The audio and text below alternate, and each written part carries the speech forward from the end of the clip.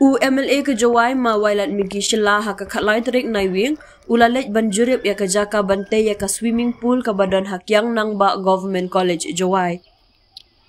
Kani ka swimming pool ka desi benta ka jing menkre na ka benta ka Meghalaya Games ka banlong ha usnam arajar arpusan ha Jawai barwa ya jer.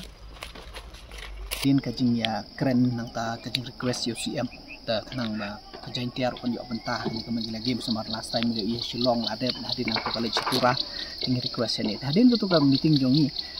hadin bakila han wari ni po Tura ba the next will be in Giant Hills hadin nang to hingi la ye shong meeting. But the good thing is that hadin bakila lawan mo naki department naka State Sports Council naka Meghalaya Sport Olympic Association nang takiwi association kila ya wan nang takila ya survey kila ya page kila le ka mapping po especially po Jawai town but in and around namar ni focus be hangne mo namar kila on hi kamsuk ka travel distance ka hadin mangila ayu hadin to meeting ba the good thing is pa mi la don lepaki ki infrastructure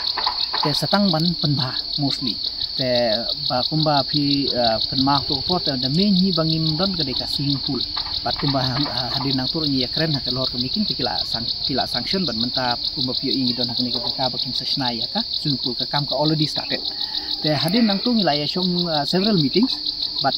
State Sport Council nang ta po district ro ngilaya shong meeting nang ta po district ro ngakro ban to ipiba all the different committees la de formulate do namarkan don ka kaneka moka ka komiti nam ta ka jakasa komiti nam ta ban pendiang ya ka bam kedi kini ki komiti nam ta ka program komiti pat kum ta ter so on and so forth te kini kila long ki bala long ready pat ka ka bang concern hakini ki sni wala dem ngadang flag ha khat jong sport minister po one shim review hangmi po Jawai ro ka bang ong namarka gap bangin ban bha renovate namar kumangalaong ila don lepak set up tang bestang ban penbha ban renovate ki but ka gap bangi yo ban penbha kini ro long very limited namar ba ki school nin hap ap hadu banda dep exam ki school but kun ta termini yo ban tang ki kam tengala request ki ban speed up na ya ka kam te hadin nang tu kila de besong meeting la de black mapping ki ai ba ban pensna ban pende everything is ready ban ngas dokumen ban ya thu ipiro ba menin ka tender kala mi po mo kan ha ka State Sports Council na ka bantaban renovate ya ki mud ikini ki venues hakaleng jong ka Jawai ba ina na rom Jawai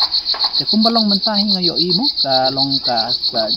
kam kayat bay but hopefully ba nila ban pendep hakapor ba